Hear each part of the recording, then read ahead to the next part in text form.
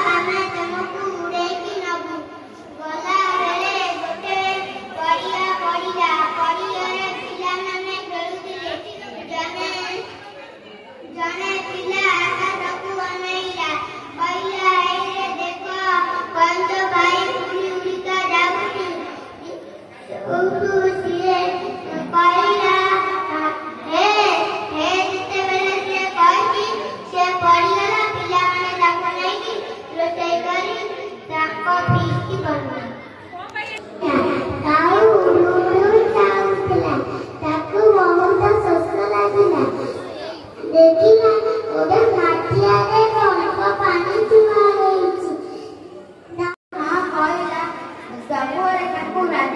କିଛି ମିଳିଗଲା।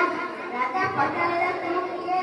ଲୋକଟି କହିଲା 2024 ଉପଲକ୍ଷେ ଆୟୋଜିତ ପ୍ରତିଯୋଗିତାର କାରଣ ଆଦରଣୀୟ ପୂଜ୍ୟସ୍ତମ୍ଭ ବିଜ୍ଞ ବିଚାରକ ମଣ୍ଡଳୀ, ଏଠାରେ ଉପସ୍ଥିତ ଶିକ୍ଷକ ଶିକ୍ଷୟିତ୍ରୀଗଣ ଏବଂ ମୋର ସାଥୀ ପ୍ରିୟଯୋଗୀ ଗଣ ସମସ୍ତଙ୍କୁ ପ୍ରଥମେ ସୁପ୍ରଭାତ। ସାମଲ ଧରାଇଲେ ସକାଳ ପ୍ରାଥମିକ ବିଦ୍ୟାଳୟର ଚତୁର୍ଥ ଶ୍ରେଣୀର ଛାତ୍ର ଅଟେ।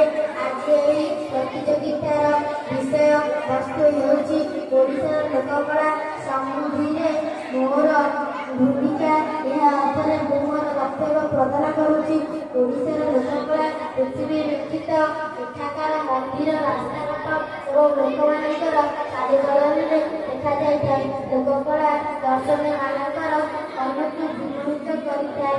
ଆମର ନୃତ୍ୟ, ବାଦ୍ୟ, ସଙ୍ଗୀତ, ସଂସ୍କୃତି ବ୍ୟତୀତ ଜଗନ୍ନାଥ ସଂସ୍କୃତି ଆମ ଓଡ଼ିଶାର ପରିଚୟ। ଆମ କାରିଗର ମାନଙ୍କର କଳା କୌଶଳରେ ଆକୃଷ୍ଟ ହୋଇ ବିଦେଶରୁ ପର୍ଯ୍ୟଟକ ମାନେ ଆମ ରାଜ୍ୟକୁ ଆସିଥାନ୍ତି। ଆସି ଆମ ରାଜ୍ୟ ଶିକ୍ଷୟିତ୍ରୀବୃନ୍ଦ, ବିଜ୍ଞ ବିଚାରକ ମଣ୍ଡଳୀ ଏବଂ ମୋର ଅତି ଆଦରର ପ୍ରତିଯୋଗୀ ଗଣ ଏବଂ ମୋର ସାନ ବଡ଼ ଭାଇ ଓ ଭଉଣୀମାନେ ତଥା ସହପାଠୀ ଏବଂ ସହପାଠିନୀ ଗଣ, ଆଜିକାର ଏହି ପ୍ରତିଯୋଗିତାର ବିଷୟବସ୍ତୁ ହେଉଛି ଓଡ଼ିଶାର ଲୋକକଳା ସମୃଦ୍ଧିରେ ମୋର ଭୂମିକା। ଏହି ବିଷୟରେ ମୋତେ କିଛି କହିବା ପାଇଁ ସୁଯୋଗ ମିଳିଥିବାରୁ ମୁଁ ନିଜକୁ ଧନ୍ୟ ମନେ କରୁଛି। ବନାନୀ ବେଷ୍ଟିତା ତଟିନୀ ସେବିତା ସାଗର ବନ୍ଦିତା ଉତ୍କଳ ଜନନୀ ନିସର୍ଗ ନନ୍ଦିନୀ ଭାବେ ଭୁବନ ବିଦିତା। ପ୍ରଥମେ ଆମେ ଜାଣିବା ଉଚିତ ଲୋକକଳା କହିଲେ କ'ଣ? କୌଣସି ଜାତି ବା ଜନଜାତି ମଧ୍ୟରେ ପିଢ଼ି ପରେ ପିଢ଼ି ଚାଲି ଆସୁଥିବା ପାରମ୍ପରିକ କଳାକୁ ଲୋକକଳା କୁହାଯାଏ। ଯୁଗେ ଯୁଗେ ଓଡ଼ିଶା ବା ଉତ୍କଳ ଜନନୀ ନିଜର ଶୋଭା, ସ୍ନିଗ୍ଧତା, ଅସ୍ମିତା, ସଂସ୍କୃତି ଓ ପରମ୍ପରାକୁ ନେଇ ବିଶ୍ୱ ବନ୍ଦନୀୟ। ସେହି ଅପରୂପା ଉତ୍କଳ ଜନନୀର ସମୃଦ୍ଧି ଓ ପ୍ରଗତି ପାଇଁ ଲୋକକଳାର ସମୃଦ୍ଧି ଏକାନ୍ତ ଅପରିହାର୍ଯ୍ୟ। ଲୋକକଳା ହେଉଛି ଲୋକ ସଂସ୍କୃତିର ବାର୍ତ୍ତାବହ। ଗୋଟିଏ ଜାତିକୁ ବିଶ୍ୱ ଦରବାରରେ ପରିଚିତ କରାଇବା ପାଇଁ ସେହି ଜାତିର ଲୋକକଳା ଅନେକ ଭୂମିକା ଗ୍ରହଣ କରିଥାଏ। ଏହି ଲୋକକଳାରେ ଲୋକନାଟକ, ଲୋକନୃତ୍ୟ, ହାତବୁଣା ଲୁଗା, କାଠ ପଥର ଖୋଦା ଚିତ୍ର ଅଙ୍କା ଆଦି ଦେଖିବା ପାଇଁ ମିଳିଥାଏ। ଆମ ଓଡ଼ିଶାର ଲୋକକଳା ବେଶ ପୁରାତନ, ସମୃଦ୍ଧ ଓ ଲୋକପ୍ରିୟ। ଆମ ଓଡ଼ିଆ ସଂସ୍କୃତିର ତୁଳନା ନାହିଁ। ସେ ଛଉ ନୃତ୍ୟ ହେଉ କି ଗୋଟିପୁଅ ନୃତ୍ୟ, ସେ ସମ୍ବଲପୁର ଡାଲଖାଇ ହେଉ କି ବିଶ୍ୱ ପ୍ରସିଦ୍ଧ ବରଗଡ଼ର ଧନୁଯାତ୍ରା, ଏହା ସବୁବେଳେ ଆମକୁ ଅଜସ୍ର ଖୁସି ଓ ଏକତା ସୂତ୍ରରେ ବାନ୍ଧି ରଖି ଆସିଛି। ମାତ୍ର ଦୁଃଖ ଓ ପରିତାପର ବିଷୟ ଏହିକି ଯେ ଆମ ଲୋକକଳା ଆଜି ଲୁପ୍ତପ୍ରାୟ। ତେଣୁ ଓଡ଼ିଶାର ଲୋକକଳା ସମୃଦ୍ଧିରେ ମୋର ପ୍ରଥମ ଭୂମିକା ରହିବ ଆଧୁନିକତା ଏବଂ ଲୋକକଳାର ସମନ୍ୱୟ ରକ୍ଷା କରି ମୁଁ ମୋର ସାଙ୍ଗସାଥୀ ଏବଂ ଗୁରୁ ଗୁରୁଜନଙ୍କୁ ବୁଝାଇ ଦେବି ଯେ ଲୋକକଳାର ବିନା ଆଧୁନିକତା ଭିତ୍ତିହୀନ। ଆମ ଓଡ଼ିଶାର ଲୋକକଳା ହିଁ ଆମ ପରିଚୟ ଓ ଆମ ଓଡ଼ିଆ ଜାତିର ଗୌରବ। ଆମ କଳା, ସ୍ଥାପତ୍ୟ, ଭାସ୍କର୍ଯ୍ୟ, ବୟନ ଶିଳ୍ପର ଉପମା ନାହିଁ। ଆମ ପୋଥି ପୁରାଣର କଳନା ନାହିଁ। ଆମ ଜଗନ୍ନାଥ ଅବର୍ଣ୍ଣନୀୟ। ସେ ପୂର୍ଣ୍ଣମୟୀ ପବିତ୍ରମୟୀ ଉତ୍କଳ ଜନନୀର ସନ୍ତାନ ଭାବେ ମୁଁ ଗର୍ବିତ। ତେଣୁ ଏହି ମହା ଲୋକକଳା ଓ ଲୋକ ସଂସ୍କୃତିକୁ ଆଗକୁ ବଢ଼ାଇବା ପାଇଁ ଓ ଏହାର ସମୃଦ୍ଧିକୁ ସୁନିଶ୍ଚିତ କରିବା ପାଇଁ ମୁଁ ସକ୍ରିୟ ଭାବେ କାମ କରିବି। କାହିଁକି ନା ମୁଁ ଜାଣିଛି ମୋ ଲୋକକଳା ମୋ ଲୋକଗୀତି, ମୋ ଲୋକକଳା ମୋ ଲୋକଗୀତି ମହାନ ଅଟେ ପୁଣି ମୋ ସଂସ୍କୃତି। ସୃଷ୍ଟି କରେ ବିଶ୍ୱ ଦରବାରରେ ମୋର ନିଆରା ପରିଚୟଟି, ମୋର ନିଆରା ପରିଚୟଟି। ଧୀରେ ଧୀରେ ଲୁପ୍ତପ୍ରାୟ ପାଲା, ଦାସକାଠିଆ, ଘୁମୁରା, ବାଘ ନାଚ, କଣ୍ଢେଇ ନାଚ, ଘୋଡ଼ା ନାଚ ଆଦିର ପୁନରୁଦ୍ଧାର କରିବା ପାଇଁ ଚେଷ୍ଟା କରିବି। ପ୍ରତି ଗ୍ରାମରେ ଥିବା ଗୁରୁଜନ ଯଥା ଜେଜେବାପା, ଜେଜେମା, ଆଈ ଅଜାଙ୍କ ଠାରୁ ଲୁପ୍ତପ୍ରାୟ ଲୋକକଳା ସମ୍ବନ୍ଧରେ ପଚାରି ବୁଝିବି ଏବଂ ଏହାକୁ ଆମ ବିଦ୍ୟାଳୟରେ ଶିକ୍ଷକ ଶିକ୍ଷୟିତ୍ରୀ ଏବଂ ସାଙ୍ଗସାଥୀଙ୍କ ସହଯୋଗରେ ଆୟୋଜନ କରିବା ପାଇଁ ଚେଷ୍ଟା କରିବି। ମୋ ଲୋକକଳାର ସମୃଦ୍ଧି ପାଇଁ ପ୍ରତି ଅଞ୍ଚଳରେ ଥିବା କଳାକାରମାନଙ୍କୁ ଉତ୍ସାହିତ ଏବଂ ପୁରସ୍କୃତ କରିବା ପାଇଁ ସରକାରଙ୍କର ସହଯୋଗ ଲୋଡ଼ିବି। ବିଦ୍ୟାଳୟ ଶିକ୍ଷାରେ ମଧ୍ୟ ଆମ ଲୋକକଳାର ସଂସ୍କୃତିକୁ ସମନ୍ୱୟ କରାଗଲେ ଆମ ଲୋକକଳାର ସମୃଦ୍ଧି ହୋଇପାରିବ। ତେଣୁ ଆସନ୍ତୁ ନା।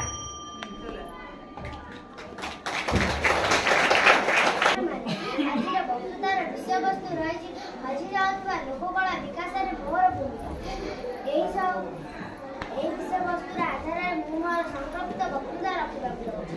ଲୋକକଳା ହେଉଛି ସାମାଜିକ ଓ ସଂସ୍କୃତିର ଇତିହାସ, ଯଥା ପାଲା, ଦାସକାଠିଆ, ଘୁମୁରା, ବାଘ ନାଚ, ଘୋଡ଼ା ନାଚ, କଣ୍ଢେଇ ନାଚ, ଛଉ ଆଦି। ଏହା ଆମ ସଂସ୍କୃତି ଓ ପରମ୍ପରାକୁ ଜୀବିତ ରଖିଥାଏ। କିନ୍ତୁ ଆଧୁନିକ ଯୁଗର ଏସବୁ ଚାପ ଲୋକକଳା ଲୋପ ପାଇବାରେ ଲାଗିଛି। ଗୋଟିଏ ସଭ୍ୟତାର ମୂଳଦୁଆ ହେଉଛି ତାର ସଂସ୍କୃତି ଓ ପରମ୍ପରା। ସଂସ୍କୃତି ଓ ପରମ୍ପରା ଲୋପ ପାଇଗଲେ ସଭ୍ୟତା ମଧ୍ୟରେ ମହାନ ପରମ୍ପରା ଜୀବିତ ରଖିବା ଅତ୍ୟନ୍ତ ଆବଶ୍ୟକ। ଏହା ହେଉଛି ଡିଜିଟାଲ ଯୁଗ। ମୋର ମତାମତରେ ଆମର ଏହି ହଜି ଯାଉଥିବା ଲୋକ କଳାକୁ ଜୀବିତ ରଖିବା ପାଇଁ ଆମକୁ ସୋସିଆଲ ମିଡିଆର ସାହାଯ୍ୟ ନେବା ଉଚିତ। ଆମ ଲୋକ କଳା ଆମ ପରିଚୟ ସବୁଠି ପୂଜାରେ ଖାଇ ମିଳିମିଶି ତାକୁ ବଜାୟ ରଖିବା ବିକାଶ ମୂଳକ ତୈଳ। ଆଜିକାଲି ଇନଷ୍ଟାଗ୍ରାମ, ଫେସବୁକ୍, ୟୁଟ୍ୟୁବ ପ୍ରବଳ ବ୍ୟବହାର ହେଉଛି। ଏହିସବୁ ସୋସିଆଲ ମିଡିଆର ବ୍ୟବହାର କରି ଆମର ଏହିସବୁ ହଜି ଯାଉଥିବା ଲୋକ କଳା ପୂର୍ଣ୍ଣ ଭାବରେ ଉଦ୍ଧାର କରିବେ। ଏହାଦ୍ୱାରା ହଜି ଯାଉଥିବା ଲୋକ କଳା ସଜିବା ସହିତ ପୂର୍ଣ୍ଣ ଭାବରେ ଲୋକକଳା କାହାକୁ କୁହାଯାଏ? କୌଣସି ଜାତି ବା ଜନଜାତି ମଧ୍ୟରେ ପିଢ଼ି ପରେ ପିଢ଼ି ଧରି ଚାଲି ଆସୁଥିବା ପାରମ୍ପରିକ କଳାକୁ ଲୋକକଳା କୁହାଯାଏ। ଏଥିରେ ଲୋକଗୀତ, ଲୋକନାଟ, ଲୋକନୃତ୍ୟ, ହାତବୁଣା ଲୁଗା ଓ ପଥର ଆଦିରେ ତିଆରି ଚିତ୍ର ରହିଛି, ଯେଉଁଥିରେ ସେହି ଜାତିର ଚଳଣି ଓ ଭାଷାର ଝଲକ ଦେଖିବାକୁ ମିଳିଥାଏ। ଆଉ ହଁ, ବିକାଶ ସେତେବେଳେ କରାଯାଏ ଯେତେବେଳେ କୌଣସି ଜିନିଷ ଲୁପ୍ତ ହୋଇଯାଇଥାଏ। ଆଜି ହୋଇଯାଇଛି ଆମ ଲୋକକଳା। ଏହି ଲୋକକଳାର ବିକାଶ ଆମେ ଯଦି ଏବେ ନ କରିବା ତେବେ ଏହା ଦିନକୁ ଦିନ ସମ୍ପୂର୍ଣ୍ଣ ରୂପେ ହଜିଯିବ। ଆଉ ତେଣୁ ମୁଁ ଏଥିରେ ମୋର